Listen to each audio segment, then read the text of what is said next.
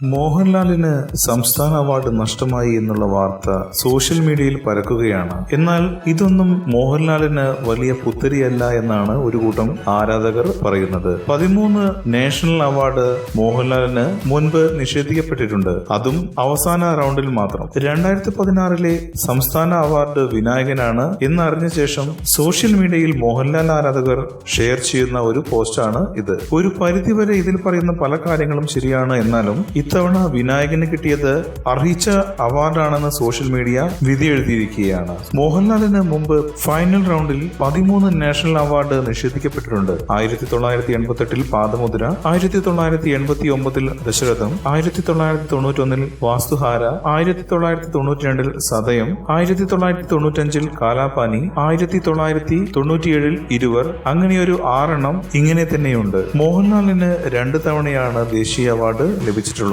എന്നാൽ കിരീടം എന്ന ചിത്രം ഈ പറയുന്ന പട്ടികയിലില്ല എന്നതാണ് രസകരം. പിന്നീട് മോഹൻലാലിന് ദേശീയ അവാർഡ് നഷ്ടമായത് 2005 തന്മാത്രയിലെ അൽഷിമേഴ്സ് രോഗിയായ രമേശനായുള്ള മോഹൻലാലിന്റെ പ്രകടനം അവസാന നിമിഷം വരെ അവാർഡ് പ്രതീക്ഷ നിലനിർത്തിയെങ്കിലും ഒടുക്കം നടന്മാരുടെ പ്രായവും ഇനിയും അവാർഡ് നേടാനുള്ള സാധ്യതയും വരെ പരിഗണന വിധേയമാക്കിയ ജൂറി പുരസ്കാരം ബ്ലാക്കിലെ അഭിനയത്തിനെന്ന് പറഞ്ഞ് അമിതാഭ് ബച്ചന് കൊടുത്ത് മാതൃകയാക്കി. പിന്നെ 2007 പരദേശിയയിലെ വലിയകത്ത് മൂസയിലൂടെ മോഹൻലാലിന് ദേശീയ അവാർഡിന്റെ അവസാന റൗണ്ട് വരെ പിന്നെയും കയറി ചെന്നു. കാഞ്ചീവരത്തിലെ പ്രകടനത്തിന്റെ പേരിൽ പ്രകാശ് രാജാണ് ഒപ്പമുണ്ടായിരുന്നത്. 8 അംഗമുള്ള ജൂറിയിൽ വോട്ടെടുപ്പ് വേണ്ടി വന്നപ്പോൾ 2 പേർക്കും 4 വീതം വോട്ടാണ് ലഭിച്ചത്. അവസാനം ചെയർമാന്റെ കാസ്റ്റിംഗ് വോട്ടിലൂടെ അവാർഡ് പ്രകാശ് രാജന് ലഭിക്കുകയായിരുന്നു. പിന്നീട് 2009 ഭ്രമരത്തിലൂടെ വീണ്ടും മോഹൻലാൽ ദേശീയ അവാർഡിന് പരിഗണിക്കപ്പെട്ടു. ശിവൻകുട്ടിയായുള്ള നടന്റെ പ്രകടനം അത്ഭുതകരമാണെങ്കിലും സ്കിസോഫ്രീനിക്കായ ആ കഥാപാത്രത്തിന്റെ പ്ലേസിംഗ് ശരിയായില്ലെന്നും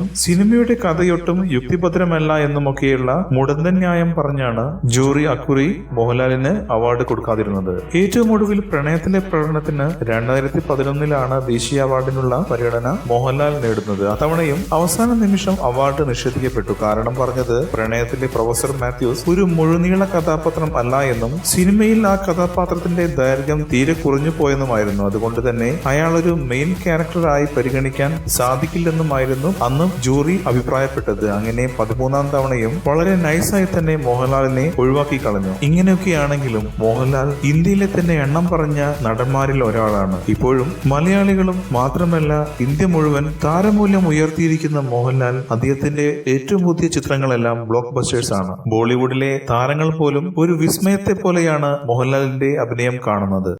കൂടുതൽ സിനിമാ വാർത്തകൾക്കും വിശേഷങ്ങൾക്കും ഇപ്പോൾ തന്നെ സബ്സ്ക്രൈബ് ചെയ്യൂ മലയാളം ക്രിയേഷൻസ്.